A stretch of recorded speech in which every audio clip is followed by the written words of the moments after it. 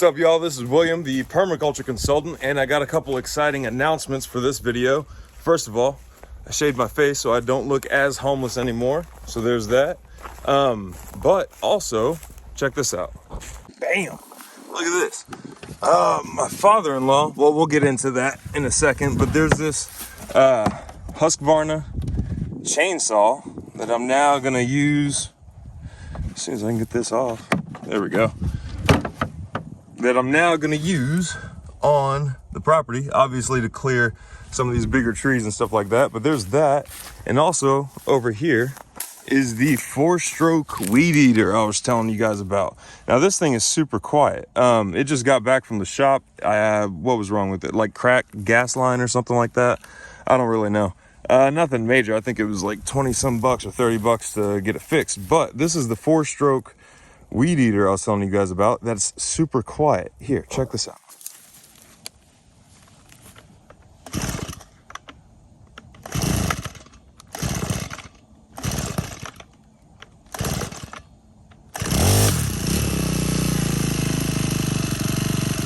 But that's it.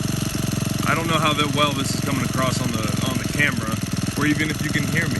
But in person, this is a very quiet weed eater, especially compared to the 2-strokes and stuff like that. So that's pretty cool. I did notice it doesn't seem to be as like powerful maybe, or torquey as maybe a 2-stroke one would be. It does really well on clearing up the areas that I've already scythed. Some of the woodier, brushier stuff, it's not gonna cut through it, but also I don't know how many weed eaters with string would actually cut through it.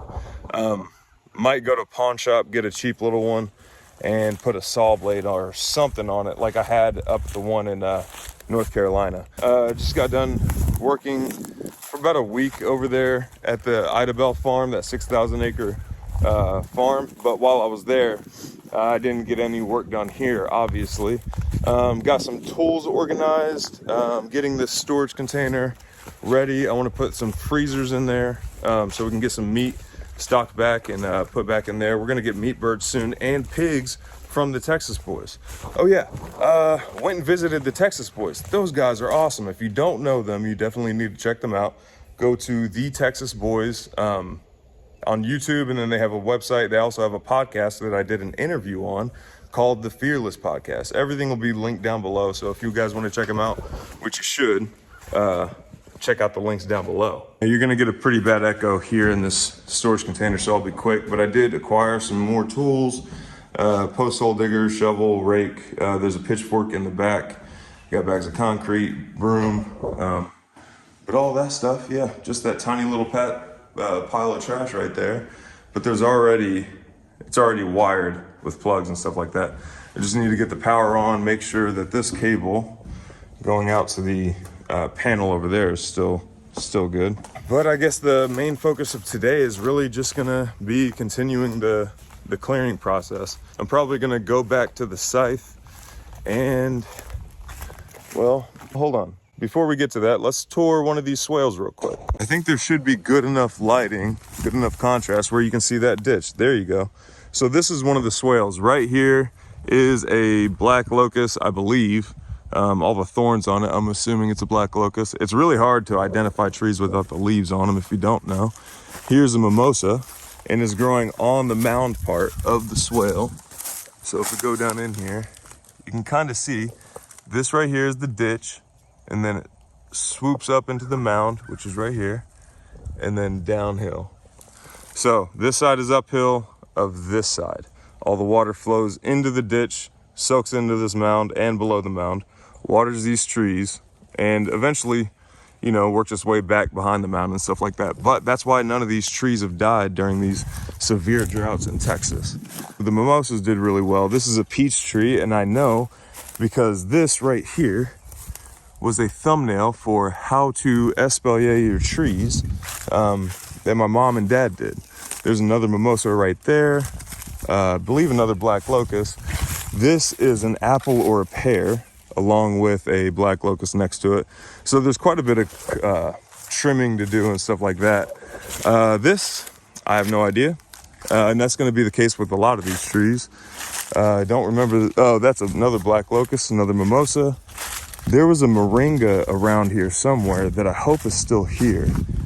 I really hope that's here. There's another one. This is probably an apple or a pear, because I know we put a lot of these around the apples and pears. I'm hoping this comes across clearly on camera, because everybody always asks examples of swales and wants to, you know, see them and stuff like that. But here's a mimosa. Here's a tree that doesn't seem to be doing the best. It's probably a black locust. I don't know. I don't remember black locust bark being that light, but it also could just be because we're in East Texas. But there is an apple or a pear, another mimosa. This is where the moringa should be if it's still here. There's a swale there. There's a swale there. The sheep and the chickens would graze in between here, either working this way or that way.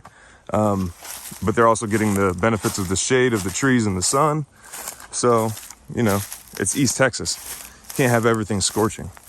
So the point of this video is basically just gonna continue clearing. I'm gonna work on this top swale right here. There's the road, this is the fence. Yeah, I'm gonna work on clearing this top swale over here and clearing this fence line.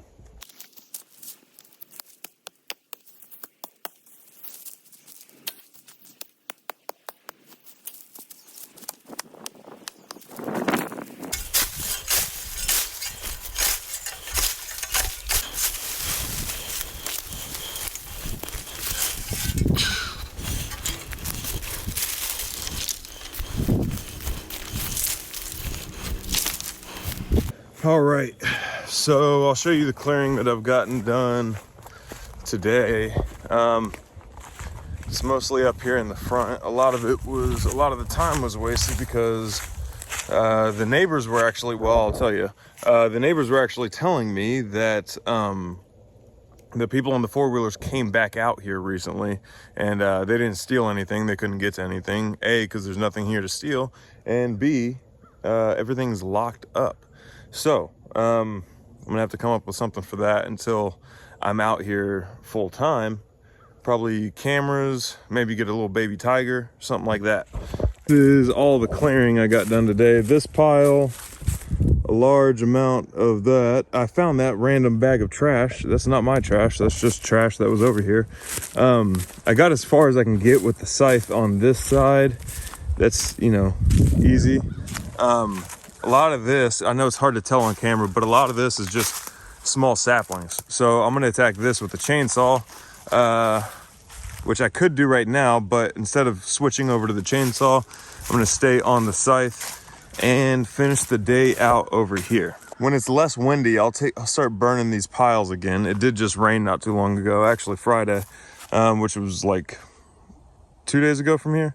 You know, I started a permaculture channel, and the first, I don't even know how many episodes are just going to be me doing, you know, work and maintenance and stuff like that. But it's honest, you know.